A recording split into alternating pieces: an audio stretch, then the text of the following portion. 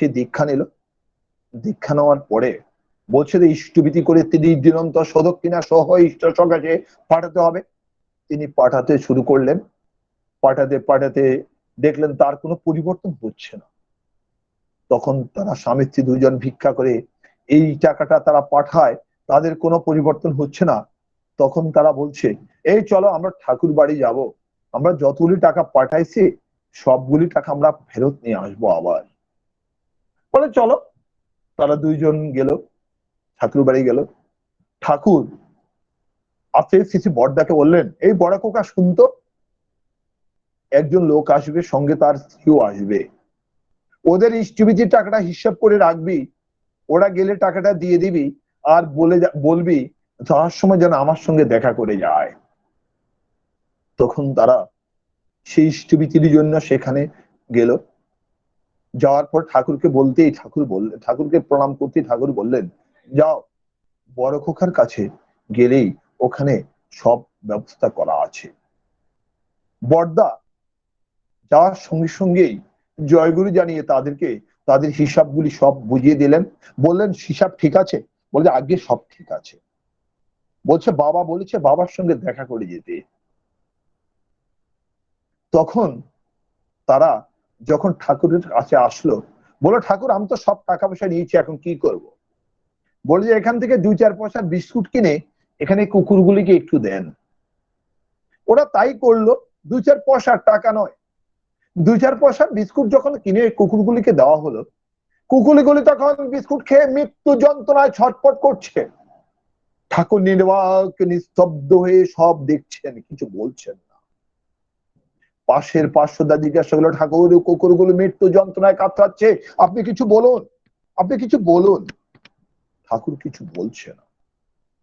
এরপর আবার তার যখন অনেক কাকুনি বিনতি বলে যখন ঠাকুরকে নিবেদন করলেন, ঠাকুর বললেন ওরা ভালোই তো ছিল, এই টাকাগুলো ইষ্টের জন্য নিবেদন করা হয়নি, এগুলো লোভে বশীভূত হয়ে নিবেদন করা হয়েছে, যার কারণে এগুলি বিষ হয়ে গেছে। সেই বিষের টাকা দিয়ে যখন বিস্কুট কেনা হয়েছে, সেই বিস্কুট গুলো বিষ হয়েছে, এবং সেই বিষ খেয়ে কুকুরগুলো মৃত্যু যন্ত্রণায় ছটফট করছে। দেখুন, আমরা সেই লোভে হয়ে বশীভূত হয়ে তারা ইষ্টবিধি করার কারণে কি হয়েছে। আরেক দাদা ইষ্টবিধি করলেন, তার কোনো টাকা পয়সা নেই। তিনি তখন বললেন ঠাকুরের কাছে দীক্ষার, বলবেন ঠাকুর আমার তো টাকা পয়সা দেওয়ার মতো কিছু নেই, চুলায় হাঁড়ি চলে না, আমি এখন কি করব? ইষ্টবিধি তো করতে হয়, আপনি বলেছেন ইষ্টবিধি করতে হবে, আমি কি দিয়ে ইষ্টবিধি করবো ঠাকুর? তখন তিনি ইষ্টবিধি করার জন্য ঠাকুর বললেন, তোর ঘরে কিছু নেই? বলে যে না, রান্না করার পরে তোর ঘরে ছাই হয়। আগে ঠাকুর ছাই হয়, সেগুলি কি করিস? এক জায়গায় স্তূপ করে রেখে দিই, সেখান থেকে 4টা ছাই দিয়ে তুই সকালবেলা ভোরে উঠে ইষ্টবিধি করবি। ছাইগুলো একটা বাক্সের ভিতর আছে তোর ঘরে? আগে ঠাকুর আছে, সেই বাক্সে করে জমায় রাখবি, 30 দিন অন্তর সেই ছাইগুলো আমার কাছে নিয়ে আসবি। দাদা তাই করলো। প্রণাম করে গিয়ে একইভাবে 1 দিন 2 দিন 3 দিন যেতে যেতে 30 দিন অন্তর ছাইগুলো নিয়ে যখন সেই বাক্সটাই করে ঠাকুর বাড়ি আসলো, ঠাকুর দেখে অবাক অবাক দৃষ্টিতে তার দিকে তাকিয়ে বললেন, যা তোর কতটুকু জায়গা আছে রে? বলে যে আগে ঠাকুর অল্প কতটুকু জায়গা আছে। ঠাকুর বললেন এই ছাইগুলো ওখানে ছিটে দিবি, কালকে সকালে আসবি, আসার পরে আমার সঙ্গে দেখা করবি। পরদিন সকালে যখন তিনি আবার গেলেন, ঠাকুর ব্যবস্থা করে রাখলেন কিছু মানকুচু চারা। সেই মানকুচু চারাগুলি নিয়ে বললেন যে ছাইগুলি যে জমিতে ছিটিয়ে দিয়েছিস, সেই চারাগুলো সেখানে রোপণ করবি। সেই চারাগুলো সেখানে রোপণ করা হলো, একটু যত্ন করবি। যত্ন করলেন দাদা। কিছুদিন পরে দেখা গেলো সেই মান কচুগুলো এত বড় হয়েছে, অনেক বড় হয়েছে, কিন্তু ইষ্টবিধি সে ছাই দিয়ে চলছে। মাস শেষে ছাইগুলো আবার জমিতে ছিটিয়ে দিতে বললেন ঠাকুর। দেখা গেলো এত কচু হয়েছে, এত সুন্দরভাবে বড় কচু হয়েছে, সেখান থেকে কিছু কচু ঠাকুর বাড়িতে দেওয়া হলো, আর বাকি কচুগুলো বলছে বিক্রি করে দিয়ে সেই কচু দিয়ে তার সংসার, পয়সা দিয়ে সংসার চলবে, আর সেখান থেকে পয়সা দিয়ে তার ইষ্টবিধি করা শুরু করতে হবে। এইভাবেই সে আস্তে আস্তে একদিন দুদিন করতে করতে কোন এক সময় সে আত্মনির্ভরশীল হয়ে গেল। দেখেন পার্থক্যটা কোথায়? ইষ্টবিধি করা, স্বার্থ ত্যাগ করে করা আর স্বার্থ নিয়ে করা। গুরুর কাজ করতে হয় স্বার্থ ত্যাগ করে। আমরা অনেক কষ্টে করি, অনেক ভাবে ভাবি, কিভাবে ভাবি এই ঠাকুরকে ধরলে আমার কি হবে, ঠাকুরের দীক্ষা নিলে আমার কি হবে, ঠাকুরকে ধরে আমার কি উন্নতি হলো, আমি কি পাবো ঠাকুরের কাজ করে। আমরা অনেক ভাবে ভাবি। আমার ঠাকুর বললেন একদিন, এর আগে একটুখানি কথা বলি, কিশোরী মন্দা ঠাকুরের বাল্য বন্ধু, বাল্য সখা, কীর্তনের দলের নেতৃত্ব দিয়েছিলেন কিশোরী মোহনদা। কিশোরী মোহনদা ঠাকুরকে একদিন ভগবান ভগবান করতে করতে করতে করতে অনেক চিন্তা ভাবনা করলেন, কোথাও তো ভগবান দর্শন পাচ্ছেন না। একদিন তিনি শ্মশানে গিয়ে, অমাবস্যার অন্ধকার রাত্রি শ্মশানে গিয়ে তিনি বসে আছেন। যদি ভগবান থাকেন তিনি আমাকে শ্মশান থেকে নিয়ে যাবেন।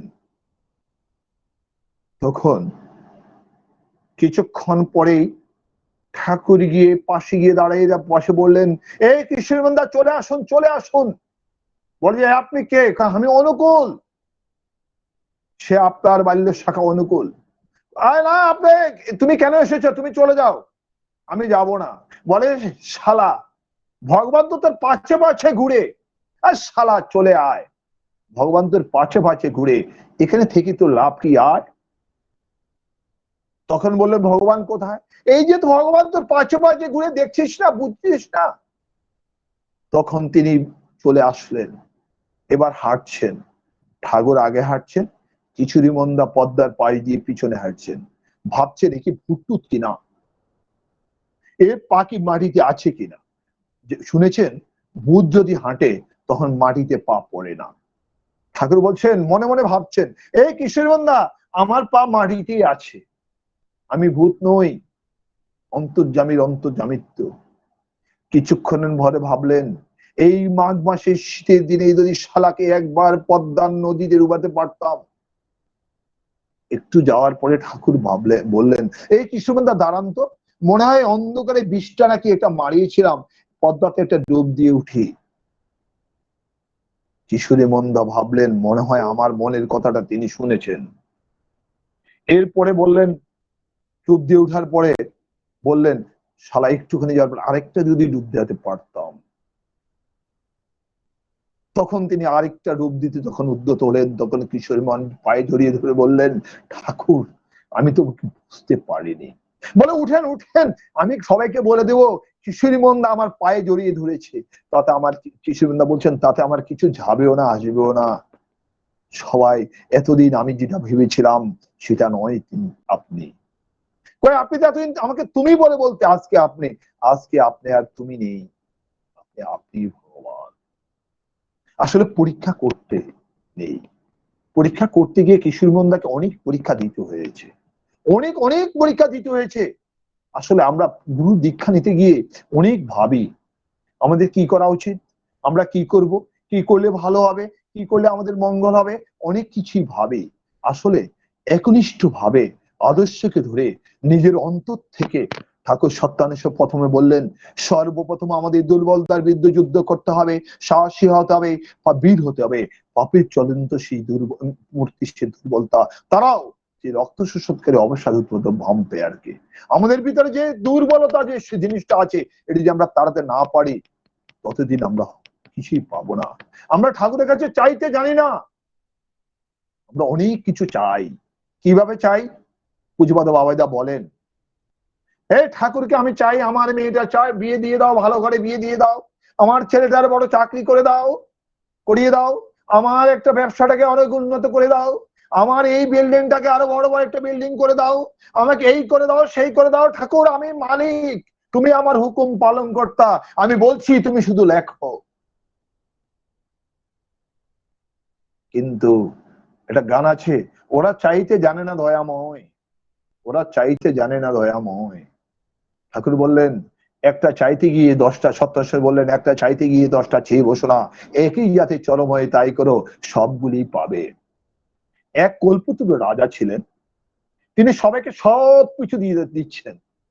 হঠাৎ করে তার এক দারোয়ান তাকে বললেন, এই সবাই তো সবকিছু নিচ্ছে, তুমি কিছু চাচ্ছ না কেন? বলছে, আমার তো কিছু প্রয়োজন নেই, আমি শুধু আপনি হলেই হলো, আপনার পাদপদ্মে থাকতে পারলেই হলো মহারাজ, আমার আর কিছু প্রয়োজন নেই। বলেছে, তাই কি? বলে, হ্যাঁ মহারাজ, আপনি যাই বলেন তাই হবে, আপনি যা বলেন তাই হবে দাদা, আপনার পাদপদ্মের জন্য থাকতে পারলেই হলো। অতএব তিনি তাই করলেন। বললেন, এই এর বাড়ির খবরটা নেন তো। বলছে, ওর বাড়ি তো রাস্তাই নেই, বাড়ি যাওয়ার রাস্তা নেই, ঘর নেই, দরজা নেই, কোনো আসবাবপত্র কিছু নেই। বলছে, আমি ওর বাড়ি যাব। মহারাজ, আপনি কিভাবে যাবেন? ওর রাস্তা নেই, রাস্তা করে দাও। ওর ঘর নেই, একটা ঘর করে দাও। ওর রান্নাঘর নেই, রান্নাঘর করে দাও। ওর বসার মতো জায়গা নেই, সেই জায়গাটা করে দাও। ওর আপনি বসবেন কোথায়? কোনো ফার্নিচার নেই, ফার্নিচারের ব্যবস্থা করে দাও। একে একে সব কিছু তার হয়ে গেল। কারণ মালিকের পাদপদ্মে তিনি পড়েই আছেন। তাও ঠিক আমাদের চাওয়ার কিছু নেই, মালিক আপনি আছেন, আপনার ইচ্ছেই মঙ্গল, যাই না কিসে আমার মঙ্গল হবে। আমরা বড় ফর্দ ধরিয়ে দিই, আসলে কিছুই হয় না আমাদের। আমরা চাইতে জানি না, আমার নিবেদন করতে জানি না, ঠাকুরের কাছে কিভাবে নিবেদন করব। পূজ্য ভবদা বাবাদা যখন কলকাতা ছিলেন, একদিন এক দাদা নিবেদন করলেন হঠাৎ করে এসে, দাদা দাদা আমার ছেলে মারা যাবে, ও বাঁচবে না, ও বাঁচবে না। ডাক্তার বলেছে ও মারা যাবে।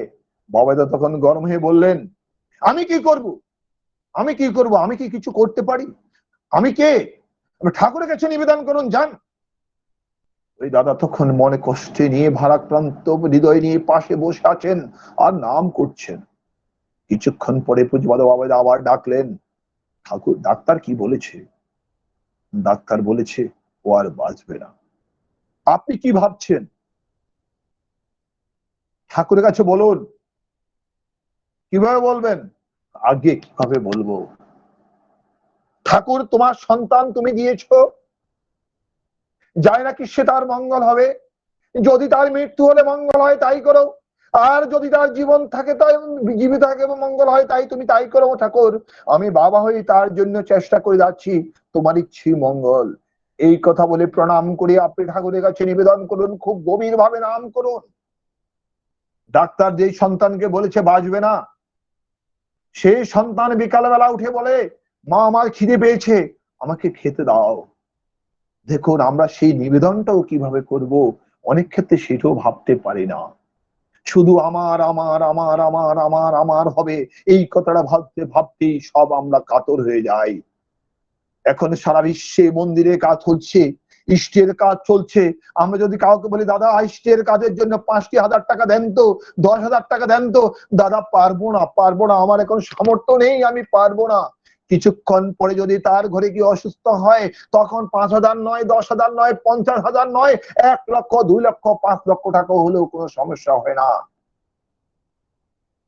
ঠাকুর বললেন, সব দিয়েতি কল্লিগুলো পেতে পরিত্রাণ, দেওয়ার বেলায় 9 ঘন্টা কেতে ললিহান, তবুও বলিস করি ধর্ম শ্রী ভগবানের দাবি, ঠকিয়ে মানুষ ঠকবি নিজে বিধিকেও ঠকাবে। আমরা দেওয়ার ইচ্ছাটা আমাদের ভিতরে জাগ্রত করতে হবে, তাকে দিতে হবে। ঠাকুর বললেন, দিতে যে পারে না পাওয়া তার ঘটে না। মন উজাড় করে দিয়ে স্বার্থ দেখে নয়, মনকে উজাড় করে দিতে হবে। কারণ আমি দুনিয়াতে এসেছিলাম খালি হাত পা নিয়ে, যাবো খালি হাত পা নিয়ে। এই দুনিয়াতে যা কিছু আছে তার জন্য যদি কিছু না পারি, কিছু করতে না পারি, তাহলে আমাদের কি হলো? আমরা অনেক প্রশ্ন নিয়ে কাজ করি। ঠাকুর বললেন, প্রশ্ন আমার অস্ত্র, যাকে রোগ যুক্তি শুনে তোমার মতো করবো পালন মরণ স্তব্ধ করে। আজকের যে দিনে ঘোর অন্ধকার আচ্ছন্ন অবস্থায় আছি আমরা, সৎসঙ্গীরা করোনা আমাদের কাছে একটা করোনা হয়ে এসেছে। করোনাকালীন সময়ে আমরা প্রত্যেকে ভালোভাবে চলতে পারছি, খুব ভালোভাবে আছি। আজকে আপনাদের সঙ্গে যে আমার আত্মার আত্মীয়ের সম্পর্ক, সেটা আর ভালো মানে আমি নিজে ভাষায় প্রকাশ করতে পারবো না। কুচবিহার অথবা আমার জীবনে যাওয়ার সেই সৌভাগ্য হবে না। আর এই ইউনিভার্সাল সৎসঙ্গে যারা আজকের এই আয়োজন করেছেন, তাদের সঙ্গে আমার হয়তোবা যোগাযোগ করার সুযোগও হতো না। আজকে দুই চারটি ঠাকুর সম্পর্কে দু চারটি কথা বলার সুযোগ আমার হতো না। একমাত্র করোনাকালীন সময়ে ঠাকুর সেই করুণাই করেছেন। সেই করোনার কারণে পূজ্যপাদ বাবা অনলাইন সৎসঙ্গ করার অনুমতি দিয়েছেন। সে অনলাইন সৎসঙ্গের মাধ্যমে আপনাদের সঙ্গে আমাদের যে যোগাযোগ হয়েছে, এই পার বাংলা ও পার বাংলা একসাথ হয়েছে।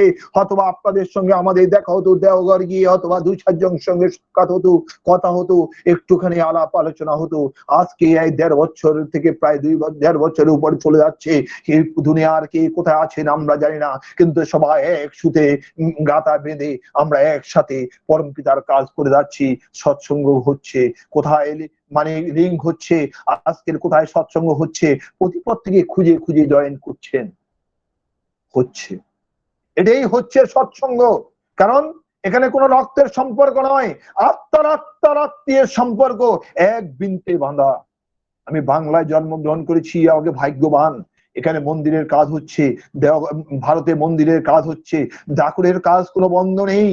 এই করোনাকালীন সময়ে সাময়িক বন্ধ আছিল, কিন্তু এরপরে বন্ধ নেই। প্রতিনিয়ত কাজ হচ্ছে, ইষ্ট পরম্পরায় দীক্ষার কাজ হচ্ছে। কিভাবে হচ্ছে? অনলাইনের মাধ্যমে হচ্ছে। দাদা অমুক জায়গাতে একজন দীক্ষা নেবে, দাদা আপনার আশেপাশে আছে, যদি আপনি একটু দীক্ষা দেন। গত পরশু এক দাদা আমাকে হঠাৎ করে কল দিলেন, দাদা অমুকের দীক্ষার ব্যবস্থা অমুক জায়গাতে করতে চায়, আপনি কিভাবে আমরা কিভাবে করতে পারি? দাদা ওর নাম্বারটা আমাকে দেন, পাশে আছে। কথা বললাম, ওর নাম্বারটা নিয়ে নিলাম। নিয়ে নেওয়ার পরে বললাম, দাদা আপনি কোথায় দীক্ষা নেবেন, নিতে চান? দাদা অমুক জায়গাতে হলে ভালো হয়। ওনাকে একটু যাদনমুখী কথাবার্তা কিছুক্ষণ বলার পরে বললাম, দাদা আপনি কিরকম চাচ্ছেন? বলে একজন ভালো। আমি তো দাদা যারা দীক্ষাদাতা কর্মী প্রত্যেকে ভালো, ভালো না হলে ওরা দীক্ষাদাতা কর্মী হয় না। তখন ওনাকে বললাম, ওনার একটা মেন্টাল সন্তুষ্টির জন্য বললাম, ওখানে অনেক ঋত্বিক আছেন আমার পরিচিত যারা দীক্ষা দেন, আপনি ওখানে গিয়ে একটা নাম্বার দিয়ে দেবো, আমি ওনার সঙ্গে কথা বলে নেব। আপনার নাম্বার, আপনি ওনাকে শুধু একটা কন্ট্যাক্ট করবেন, দাদা আমি দীক্ষা নেব। রাত্রিবেলা কন্ট্যাক্ট করবেন, সকালবেলা আপনাদের ওখানে পৌঁছে যাবেন, দীক্ষাটা হয়ে যাবে। ঠিক ওনাকে আমি বললাম, পরবর্তী বললাম যে দাদা এই অবস্থাটা, দীক্ষাটা হয়ে গেল। দেখেন কেউ কাউকে কাছে যেতে হয়নি, উনি ওরা পাশে গেছেন, মন্দিরে গেলেন, দীক্ষাটা হয়ে গেল। অনলাইনের কার্যক্রমগুলি এখন প্রতিনিয়তই চলছে দাদা। অনলাইনে আমরা সৎসঙ্গ করি, ঠাকুরের 3.5 কোটি দীক্ষা প্রতিনিয়ত এইভাবে হচ্ছে, এবং এইভাবে ঠাকুরের কাজ হচ্ছে দাদা। অতএব যে জগন্নাথের রথ চলে, যে ধরে সে তরে। আমরা বাংলায় বসে ভারত এর যে প্রান্তে আজকে দাদা যেই গানটি করলেন, সেই গানটি আবার মনে পড়ে গেল, চলে মন দেওঘরে যাই। মনটা আকুপাকু করছে, ছুটছে, কখন আমরা ভিসা পাবো, বর্ডার খুলে দেবে।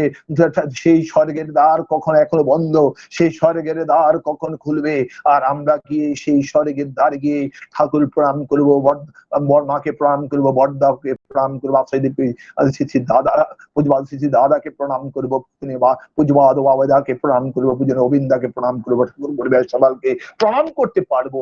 সে আকুতি বাকুতি করছে প্রতিনিয়ত মন। কারণ এই 2 বছর ঠাকুর বাড়ি যাওয়ার সুযোগ হচ্ছে না। ঠাকুর আমাদেরকে অনেক দূরে রেখেছেন, কেন রেখেছেন তা জানি না। মধ্যখানে সেই মালিক মাঝে মাঝে আমাদেরকে দর্শন দেন, সেই দর্শনটাই আমাদের জন্য পাতে হয়ে থাকে। কারণ গত বছর আমরা যেতে পারিনি, 10ই সেপ্টেম্বর ঠাকুর আবার সেই মালিক আবার দর্শন দিয়েছেন। এই বছর আমরা আবার সেই প্রতিবাদ অতিথি দাদার দর্শন পেয়েছি। তার যে মালিক, তার যে আমাদের ইহকালের পরকালের মালিক, আমরা সেটা ভাবতে পারি না। একটা গল্প বলে আমি আমার আলোচনা শেষ করব। পূজ্য বাবাদা পূজ্যপাদ আসিছি দাদা একবার শিলং যাচ্ছেন। শিলং যাওয়ার পথে মধ্যখানে কতটুকু জায়গা খারাপ আছে, সে খারাপ রাস্তা দিয়ে যখন যাচ্ছেন, হঠাৎ করে ভালো রাস্তা না দিয়ে গিয়ে ওখানে বললেন এই রাস্তা দিয়ে গাড়িটা ঢুকান। এই রাস্তা দিয়ে ঢুকাচ্ছে, কেউ কিছু বলছে না। প্রায় 8-10 কিলোমিটার যাওয়ার পরে বললেন গাড়িটা ব্রেক করার জন্য। ব্রেক করার পরে দাদা গাড়ি থেকে নামলেন, পাশে একটা ঝুপড়ি ঘরে গেলেন। এক বুড়ো মাকে বললেন আমাকে পান্তা দেন আর 1 গ্লাস জল দেন। সবাই হতবাক। এই জরাজীর্ণ বুড়ো মায়ের কাছ থেকে 1 কিলো পান আর 1 গ্লাস জল খেলেন দাদা। খাওয়ার পরে আবার চলে গেলেন। রাত্রে ঠিক 11টার পর থেকে দাদার ভিতরে অস্বস্তি শুরু হলো। 12টা, 12:30, 1টা পর্যন্ত দাদা শুধু বারান্দায় পায়চারি করলেন, কিন্তু ঘুমাচ্ছেন। এরপরে দাদা রুমে গেলেন। সকালবেলা ওই যে দাদার ডায়েট করে যাচ্ছেন এবং পাশে যিনি ছিলেন ওনাদেরকে বললেন জানতো ওই বুড়িমার কি অবস্থা একটু দেখে আসেন তো। ওরা ওই দাদারা আবার আসলেন, এই ভাঙা রাস্তা দিয়ে আসার পরে দেখলেন ওখানে অনেক লোক জটলা করে আছে। তখন বললেন কি হয়েছে কি হয়েছে? বলে যে এখানে বুড়ি, যে বুড়িমা ছিল উনি মারা গেছেন কালকে রাত্রে 12টায়। কিভাবে মারা গেল? বলে যে ওনাকে সবসময় বলতাম, এই বুড়ি তুই মরস না কেন, মরস না কেন। তখন এই বুড়ি বলছে যে আমার ঠাকুর এসে যেদিন আমার কাছ থেকে 1 গ্লাস জল খাবে আর একটা পান খাবে, তখনই আমি মারা যাব। ঠিক কালকে কেবা কারা এসে এখান থেকে 1 কিলো পান খেলেন এবং 1 গ্লাস জল খেয়ে গেলেন, ওই রাতেই বুড়িমা মারা গেল। ঠাকুর বললেন, ইষ্টগুরু পুরুষোত্তম প্রতিগুরু বংশধর এত হইলে সত্য থেকে হইলে সত্য থেকে জ্যান্ত দিদি নিরন্তর। এর মাঝেও কি আমরা বুঝি না তিনি যে আছেন? বলছেন 10,000 বছর পর্যন্ত।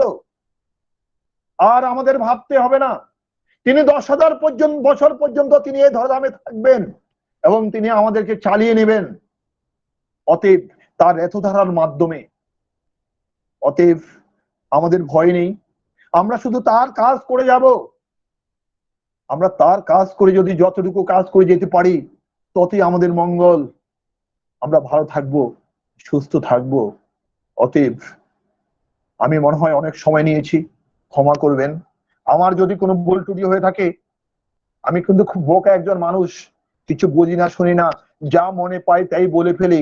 অতএব যদি ভুল ত্রুটি হয়ে থাকে আমাকে ক্ষমা করবেন।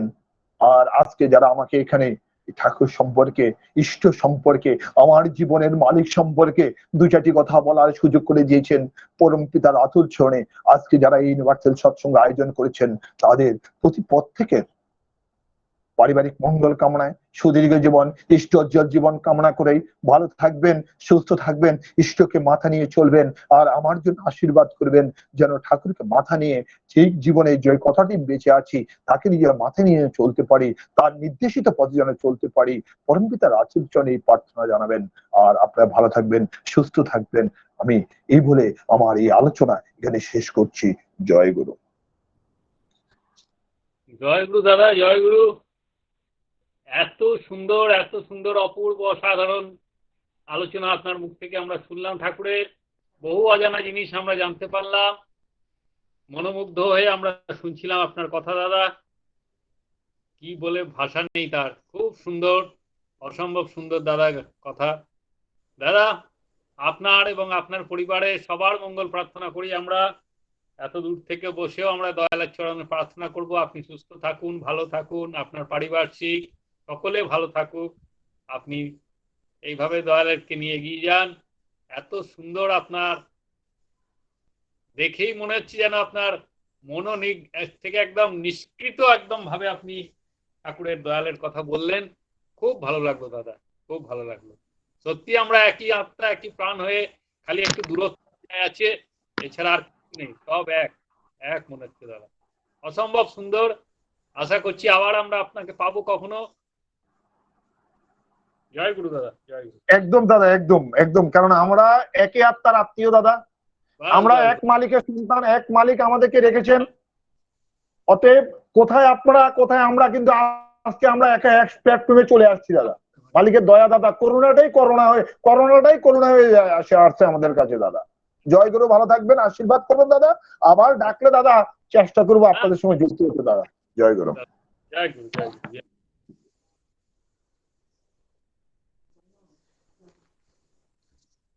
জয় গুরু দাদা। আপনার এত সুন্দর ইষ্ট আলোচনা শুনে আমরা মনোমুগ্ধ হয়েছিলাম দাদা।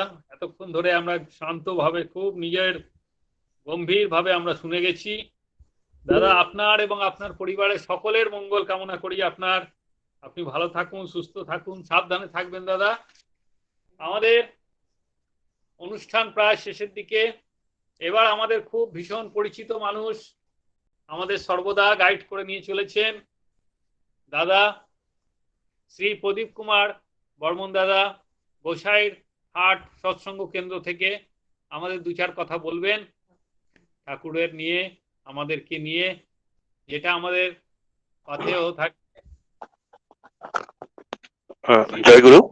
আমরা শুনবো প্রদীপ তার মুখে কি কথা। আহ জয়গুরু। প্রথমেই বলছি, গৌতম দা খুব মানে মিথ্যা কথা বলে। এটা আমাদের পরম পুরুষোত্তম শ্রী শ্রী ঠাকুর আমাদের গাইড করে, আমি কখনোই গাইড করি না। আমরা তার দয়াতেই চলি, তার যন্ত্র হয়েই চলি আমরা। যাই হোক, পরম প্রেমা শ্রী ঠাকুরের রাতুল চরণে শতকোটি প্রণাম। পূজ্যপাদ শ্রী শ্রী বড়দা, পূজ্যপাদ আচার্যদেব দাদা, পূজ্যপাদ বাবাইদা, পূজনীয় গোবিন্দা এবং ঠাকুর পরিবারের প্রত্যেকের এবং যারা উপস্থিত আছেন তাদেরকে আমি জয়গুরু জানাচ্ছি।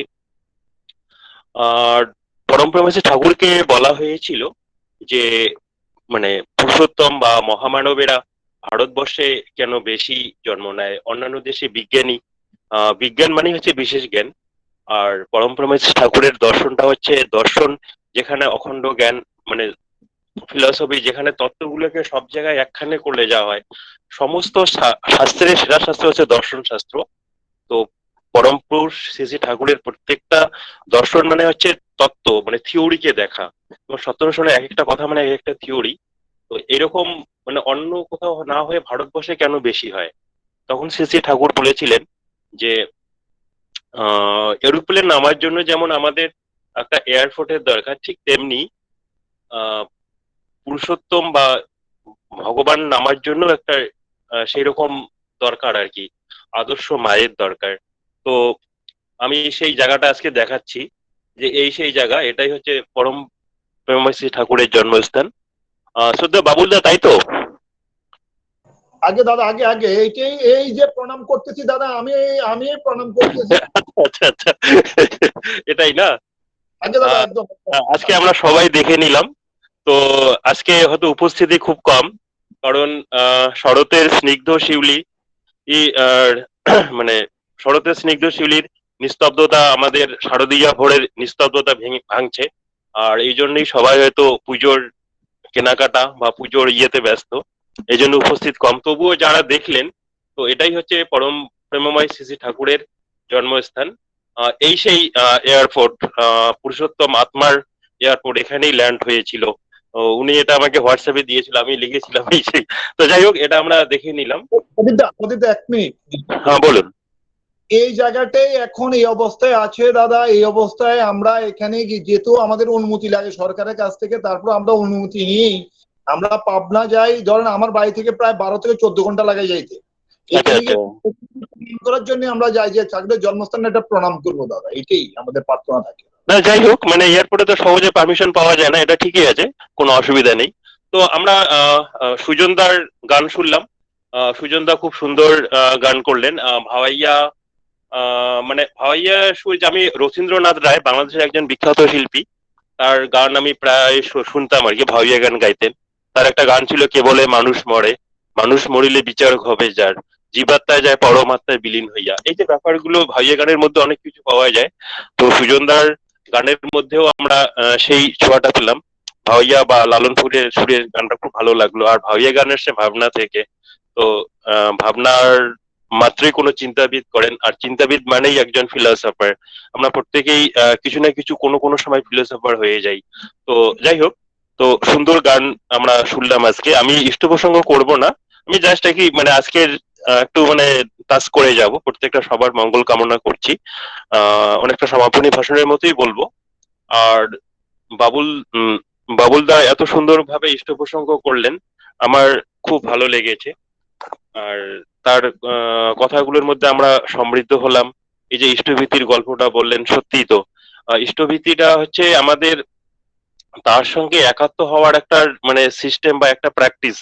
যেমন মনে করুন, আর আমরা যদি সেলফ সারেন্ডার না হই, তা আমরা যদি তার হয়ে না উঠি যে আমি তার বা পরম প্রেমময়ের, এটাই আমাদের প্র্যাকটিস করায়। আমি বারবার একটা ছোট্ট কবিতার গল্প আকারে বলি, রবীন্দ্রনাথের কৃপণ কবিতাটা, যে একদিন এক ভিখারি রাস্তা থেকে বের হয়েই দেখে যে রাজার রাজা স্বর্ণরথে তার কাছে আসছে। সে তখন কিছু চাওয়ার আগে ভাবছে আমার আর কিছু কোনো অভাব থাকবে না, চাওয়ার আগেই রাজাই চাইলো তার কাছে যে আমায় কিছু দাও। তো সে ছোট্ট একটা চালের কণা দেয়, এবং যখন রিটার্ন বাড়িতে ফিরে আসে, সেই চালের কণাটি গোল্ড হয় তার কাছে। তো এই যে ব্যাপারগুলো, আমরা যা দেব সেটাই রিটার্নটা আমরা এত ভালো পাই, সেটা কিন্তু এটা একটা সেলফ সারেন্ডার করার প্র্যাকটিস। ওই রকম নয় যে ওই তিনি গল্পটা বললেন যে না হলে আমাকে ফেরত দিতে হবে, তো স্বাভাবিক কারণে ওটা পয়জনাস হয়ে যায় আর কি। তো এই ব্যাপারগুলো আমাদের লক্ষ্য রাখতে হবে। আর ইষ্টভীতি যখন সারেন্ডার, ইষ্টভীতির ধাপটা যদি আমরা পেরিয়ে যাই, সারেন্ডার সেলফ সারেন্ডার হয়ে যায়, তখনই আমাদের ভিতরে ঠাকুরত্ব জাগে। আর ঠাকুরত্ব জাগলেই আর কোনো আমাদের অভাব থাকে না। তিনি বলেছেন অর্থ, মান, যশ ইত্যাদি, তখন আর ওগুলো অটোমেটিক চলে আসে। সামান্য একজন যে পাঞ্জাধারী যে যাজক কর্মী, তাকেই আমরা কতটা শ্রদ্ধা করি, তাকে আসলেই বসতে দেই, তার মানে কিছু পাথেও দেওয়ার চেষ্টা করি। তো এইভাবে ঋত্বিক, এসপিআর, তারপরে পিআর, তারপরে ঋত্বিক, এই যে কতটা ঠাকুরের কেন্দ্রের দিকে যখন আমরা এগিয়ে যাব, তখন ওগুলো চাইতে হয় না। আর যখনই ঠাকুরত্ব আমাদের জেগে জেগে যাবে, তখন আমরা প্রত্যেকের প্রতি নিজেকে অনুভব করব। একটা আহ একদিন দাদা একদিন ইষ্টপ্রসঙ্গ করতে বলছিলেন যে বাঘ যদি আমাদের বাঘও আমাদের খেতে পারবে না, কারণ তার মধ্যেও তো আমি থাকবো, একটা ঘাসের মধ্যেও, একটা অনুফরমণের মধ্যে তখন আমি বিরাজ করব। তো এই জন্য আমাদের ইষ্টভীতিটা একটা মহান যজ্ঞ। আর ইষ্টভীতি করলেও অনেক কিছু আমরা মানে হয়, যেমন এখন ভারতবর্ষটাই ঘুষের উপর দাঁড়িয়ে। তো এক দাদা সেন্ট্রাল গভর্নমেন্টের ভালো চাকরি করতেন, তিনি কোনোদিন ঘুষ নিতেন না। কারণটা হচ্ছে তিনি জানেন যে আমি যদি মানে ইষ্টভীতি করি, যদি ঘুষের টাকা ইষ্টভীতি করি, ঠাকুর সেটা পয়জনাস হয়ে যাবে। এই জন্য আমাদের নিজের রোজগারের থেকে করতে হবে। এই যে ব্যাপারগুলো, এটা হয়ে গেলেই আমার মনে হয় মার্ক্সবাদও এখানে ফেলিয়ার হয়ে যাবে। ইষ্টভীতির মধ্যে মার্ক্সবাদের থেকে একটা উন্নত মানের ফিলসফি বা মতবাদ আছে। তো যাই হোক, তো এভাবে করতে করতে যখন আমাদের আর স্বস্তায়নী যদি আমাদের চলে আসে, স্বস্তায়নীর মধ্যে তখন শুধু পাওয়া আর পাওয়া। আমরা প্রথমেই স্বস্তায়নীর মন্ত্রটাতেই তো আমাদের মন্দির হয়ে যাচ্ছে, একটা ঠাকুরের বাস হয়ে যাচ্ছে। তারপরে আমরা যখন গ্রহ দোষ, বুদ্ধি বিপর্যয় সব থেকে মুক্তি পাচ্ছি। সবচেয়ে বড় কথা, আমাদের আর চেতনাবাহী আমরা পৌঁছে যাচ্ছি, স্মৃতিবাহী চেতনায়। আমরা পরের জন্মে কি হবো সেটাও জানতে পারছি, আগের জন্মে কি থাকবো, যেটা শ্রীকৃষ্ণ অর্জুনকে বলেছিল। এইভাবে স্মৃতিবাহী চেতনায় পৌঁছে গেলে তখন ওই রকম ব্যাপারগুলো হয়ে যাবে আমাদের মধ্যে। কিন্তু আমাদের তো শুধু কথায় কথায় হবে না, আমাদের মেডিটেশন করতে হবে। মেডিটেশন এই গতকাল এক দাদা, সম্ভবত নামটা ভুলে গেলাম, প্রামাণিক টাইটেলটা, উনি উনি দেওঘরে থাকেন, উনি বলছিল যে আমরা এরকম করতে করতে আমরা মানে ঠাকুরের হতে হতে যখন আমরা একটা এক জায়গায় চলে যাব, তখন আমাদের আর এই জিনিসগুলো থাকবে না, তখন আমরা ঠাকুরের হয়ে যাব আর কি। মানে আমি তোমার এই যে ব্যাপারগুলো, তখন আমাদের ঠাকুরের কাছে এটা চাও ওটা চাও এটা আসবে না, তখন আমাদের মধ্যে প্রত্যেকের মধ্যেই আমাদেরকে দেখতে পারবো। আর এটাই আমাদের চরম লক্ষ্য। আর স্মৃতিবাহী চেতনায় চলে যাওয়া মানে আমাদের আরো